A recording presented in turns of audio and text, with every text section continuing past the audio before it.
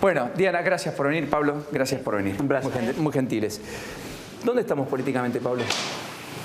Tenemos el tablero, que era uno de los elementos, si querés, que generan más dudas desde la definición de listas. El primer elemento, o el elemento me parece para destacar, es que Cristina finalmente es candidata, con varios elementos adentro que me parece que lo hacen más interesante. Primero, con un nuevo frente.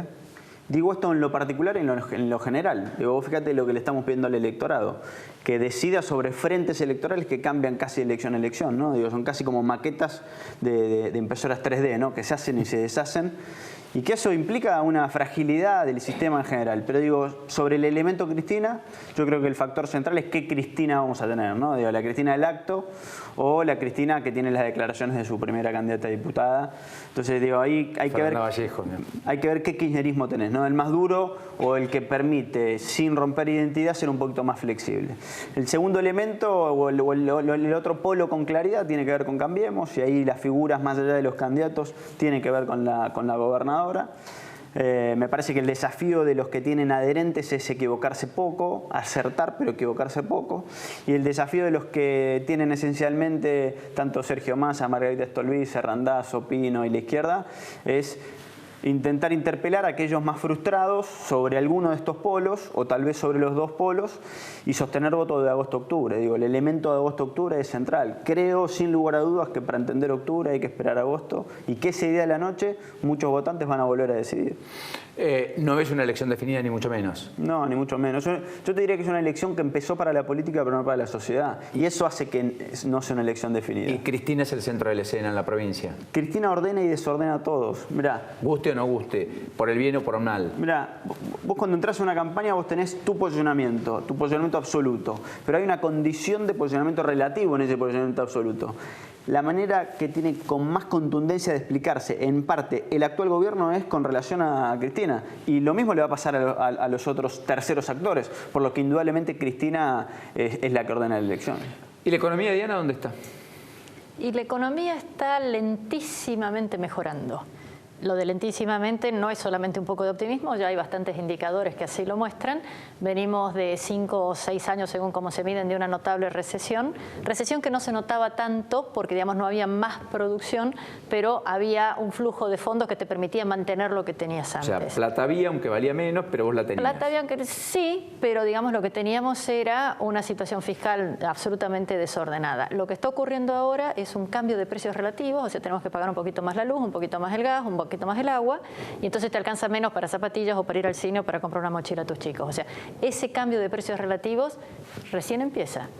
Y es necesario, lamentablemente. Necesitamos eliminar todo el descontrol que teníamos en transporte, como mencionaban recién, en energía, etcétera. O sea, a la gente le va a doler. Entonces el señor que vende zapatillas va a vender menos, aunque la gente ganara lo mismo, aunque la gente ganara más. Entonces, eso es algo que la gente tiene que empezar a darse cuenta que va a ocurrir y tomar decisiones en consecuencia.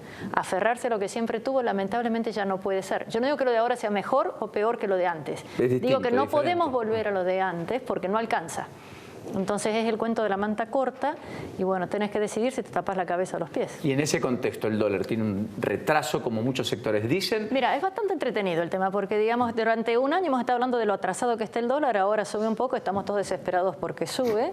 Algunos dicen, ahora se va a inflación, te escuchaba recién que decías eso, y bueno, entonces, si fuera por eso, no debería haber inflación durante el año pasado. No, a ver, lo que digo es que los expresidentes del Banco Central dijeron que es inexorable que un aumento de más de $1 en el dólar en 20 días vaya a precio, digamos. El dólar es el precio más importante que tiene una economía, porque es el único que nos permite utilizar como forma de referencia por si hay que hacer un ahorro, porque si hay contrato a largo plazo. O sea, necesariamente el dólar es muy importante, más que el gasoil, más que la pauta salarial, etcétera. Entonces, cuando se mueve para arriba o para abajo, todo el mundo se pone nerviosito.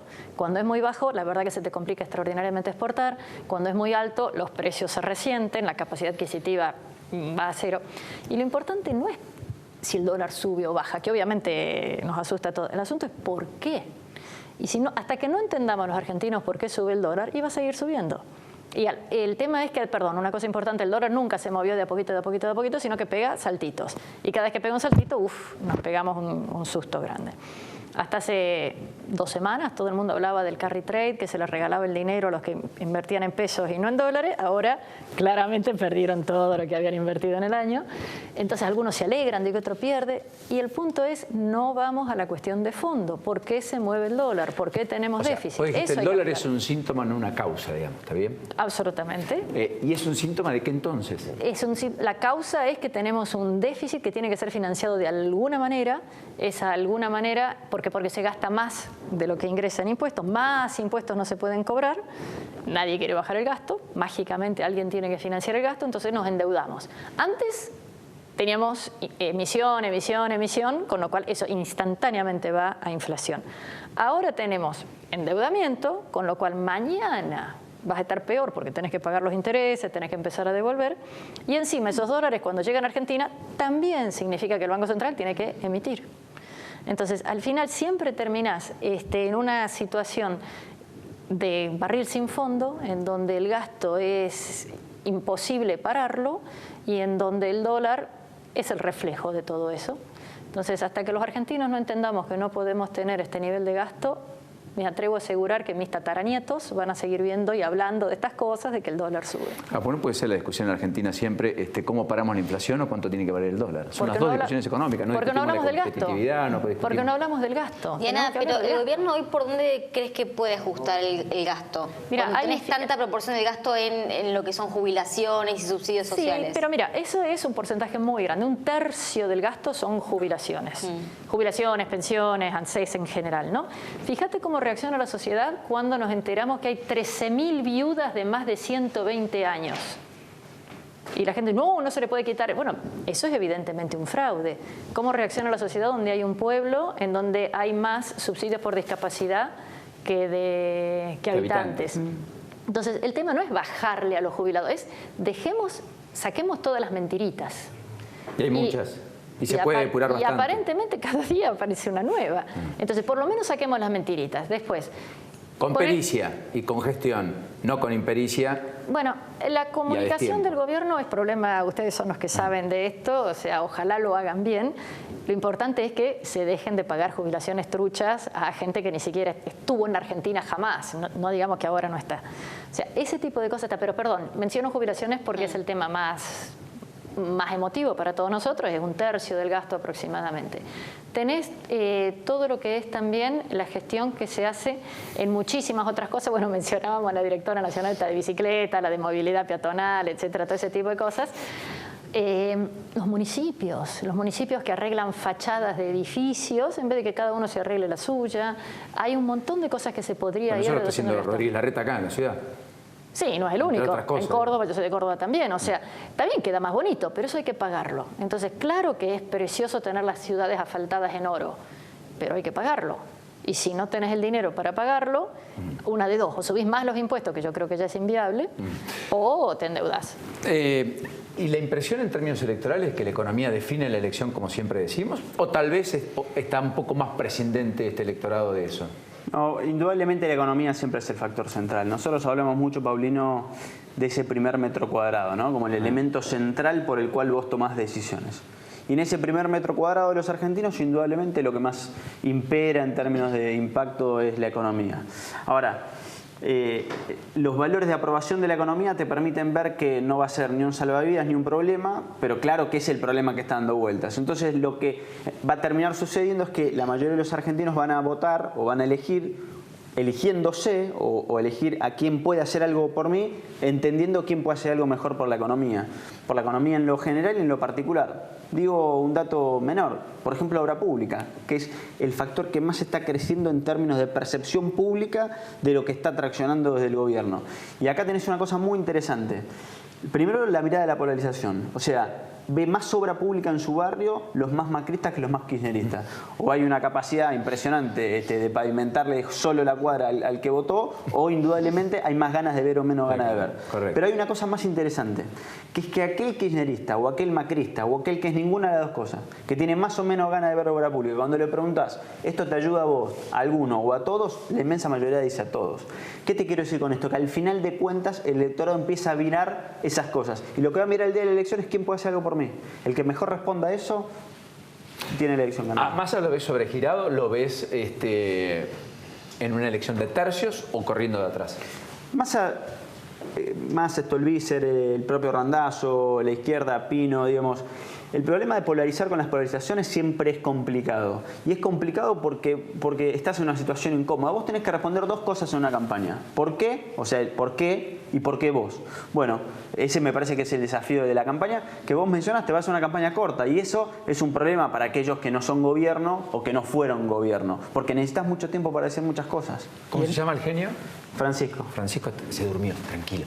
No gritemos Y el mucho. miedo, Pablo, porque Peña el otro día dijo que los dos rivales del gobierno son la resignación por esto de que a mucha gente le acostumbró el kirchnerismo a que su situación no iba a cambiar, esté quien esté en el gobierno o en el poder, y por otro el otro rival es el miedo, esto de que nuevamente va a haber una campaña de miedo, de que se va a venir un nuevo ajuste o un ajuste después de las elecciones. ¿Crees que van a ser actores en esta contienda o no compartís ese concepto? Es que el voto es casi enteramente emocional. Y esto es como cuando nos sentamos a ver una serie en casa, digamos.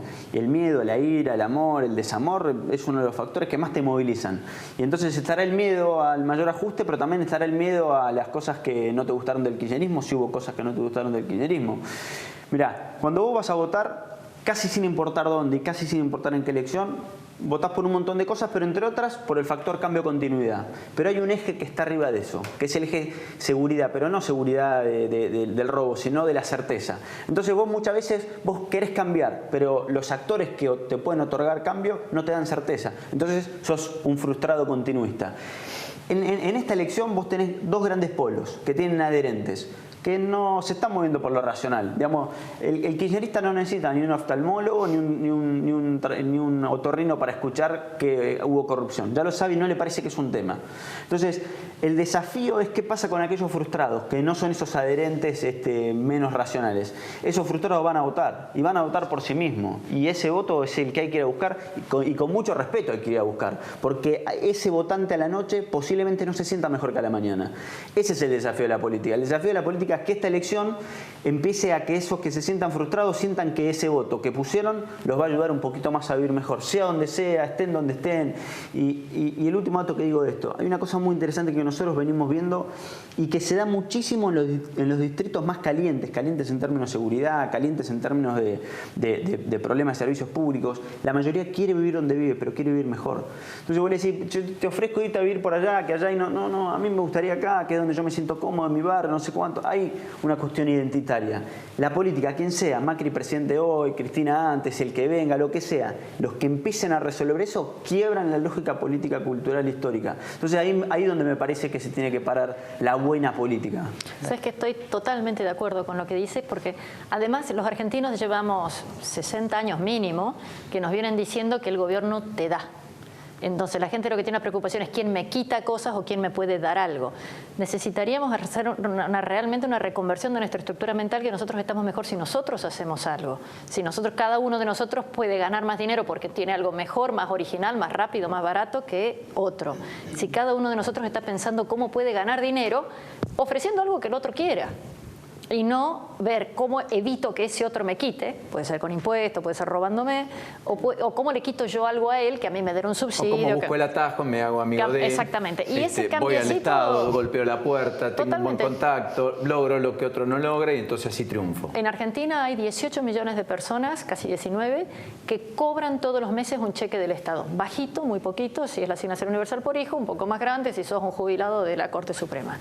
Y los que trabajan formales o informales en el sector privado no llegan a 8. Sí, a mí me impacta, ¿sabes qué, Diana? En ese sentido, y Pablo lo hablamos alguna vez, cuando empezaron los planes alimentarios en la Argentina, o los planes sociales masivos, fue la Caja Pan de Alfonsín. Tenía 600.000 personas a las que llegaba. Cuando asumió Mauricio... 60.000. Sí, pero terminó en 600.000 en algún momento, si mal no tengo el dato. Sí. Cuando asumió Macri el poder había más de 8 millones de personas y ahora hay más de 9 porque se incorporaron los monotributistas a la asignación universal por hijo, por caso.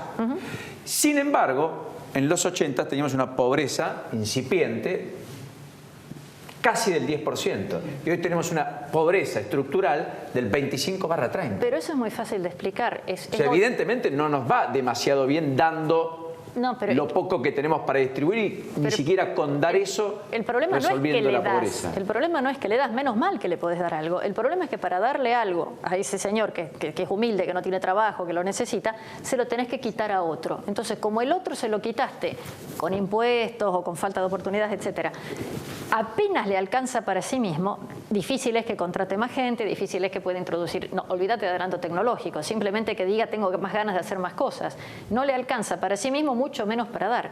Y como cada vez hay más gente a la cual hay que darle, se hace un círculo vicioso. De nuevo, si más o menos la suma del gasto público en nación, provincia y municipios es casi, estoy exagerando, el 50% del PBI, quiere decir que hay un 50% de la gente que tiene que mantener, de la producción que tiene que mantener al otro 50%. Entonces, claro que vas a tener más pobreza. Fíjate que en otros países, sin dar la asignación universal por hijo, se soluciona este problema en países desarrollados, de una manera muy simple. Los chicos comen en el colegio, comen bien en el colegio. Entonces, colegio al cual va el hijo del dueño de la Mercedes-Benz vamos todos juntos. y el operario que entró a trabajar el año pasado. Sí, digamos. ahí voy a mostrar mi edad. Yo fui a ese colegio. Yo iba al colegio que tenía al radio de 15 cuadras a la redonda y yo fui al colegio en donde íbamos todos los que vivíamos ahí. Yo conocí esa oportunidad, me tiño las canas para que no se note, pero digamos, o sea, no es tan lejano, no es tan lejano. Y la situación era absolutamente normal, amable, agradable, había una convivencia absoluta. Entonces, el problema hoy de que haya que contribuir a solucionar el hambre en el país, porque hay, es porque, digamos, ese chico ya no tiene las prestaciones que tiene en otros lados y que dificultan ese tipo de cosas. Déjame ver una cosita que no es economía, sí, claro, pero que es muy simple. Hoy la escolaridad primaria en casi todo el país es una escolaridad de 4 horas, como mucho. 3 horas y media. En algunos lugares hay doble escolaridad, pero son los menos. Pero es los menos, es Ciudad de Buenos Aires, algunos lugares de Córdoba, pero nada más. La mamá tiene que llevar al chiquito, el mamá o el papá, alguien tiene que llevar a la criatura, a un hermanito mayor, y a las 4 horas tiene que estar de vuelta para buscarlo. La mamá y el papá entonces no pueden trabajar, porque si lo tienen que llevar y volver a buscar, ¿en qué momento van hasta su trabajo y están 8 horas y media, 10 horas trabajando? Pequeñas, en donde puede haber algún margen, algún espacio, claro, algún familiar que cuide. ¿Y quién se queda con el pibe a la tarde? Entonces, necesitas una abuela, necesitas una tía o pagarle a alguien. Si le tenés que pagar a alguien, tenemos una maravillosa ley que dice que todo lo que es ayuda, servicio doméstico, niñeras, tiene el mismo precio de Tierra del Fuego a Ushuaia, pasando por Buenos Aires. O sea, hay un montón de cosas que serían muy simples de cambiar, que no implican ajuste, que no implican cambio de costo, digamos, que te permitan dar ciertas libertades, que uno pueda de alguna manera trabajar en este tipo de cosas. Si en un pueblo pequeño vos dejás que la mamá salga a buscar a la criatura y vuelva, podés tener problemas de naturaleza regulatoria que te resultarían sorprendentes con sindicatos, etcétera. Y vos decís, pero si yo le estoy dando permiso a la mamá, no le estoy obligando, el que le digo que sí, que se quede media hora más tarde después. Ah, no. Eso no es, o sea, hay un montón de cositas simples que sin reducir gastos, correcto, que sin pelearnos con nadie, sin cambiar políticamente, podríamos hacer. Pablo, lo último, ¿ves una Carrió suelta en la ciudad como las encuestas marcan? Suelta, quiero decir, ganando por 15, 20 puntos, luz clara de ventaja, ¿lo ves a Lustó tercero? ¿No tenés esa impresión? ¿Crees que todo puede cambiar? No, yo creo que todo puede cambiar. Creo que sí es interesante en tu mención no nacionalizar todas las elecciones, o sea, las elecciones van a ser distintas. Y creo que es respetuoso hacerlo porque los electores viven en lugares distintos donde las lógicas van a ser distintas. Carrió indudablemente tiene una capacidad como Cristina a nivel nacional de ordenar y desordenar al resto. Y lo que le va a quedar más como desafío y como le puede generar cierta incomodidad a Lustó es terminar de encontrar en qué pecera pescar, digamos. O sea, cuando vos estás en ese juego, digamos, estás en el juego más complicado, me parece que el desafío va a terminar de ser cómo llega todo el gobierno a esa elección y cómo Carrió logra ser una jugadora que desde la ciudad también te corre en otros distritos y cómo ordena y desordena. Fíjate que ayer tuvo algún intercambio con la propia Stolbizer, o sea, indudablemente es una figura que hay que seguir de cerca. Yo creo que todavía lo de ver por cuánto gana, por cuánto pierde uno u otro, me parece que estamos lejos. Déjame agregar sí, obvio, un comentario. Último, Carrió y algunas otras pocas personas más en Argentina se convierten en árbitros de la honestidad. Estoy de acuerdo, las personas tienen que ser honestas, pero cambiamos un sistema que permite que haya deshonestidad. Hasta que no cambiemos esos sistemas... ¿Y vos no ves al gobierno trabajando en eso? En algunas cosas sí, hay licitaciones por internet, hay algunas cosas que están mejorando, pero el concepto de que el Estado decide todo no se ha movido. Diana, gracias. Gracias a ustedes. Pablo, gracias. Placer. Se durmió el campeón, ¿eh?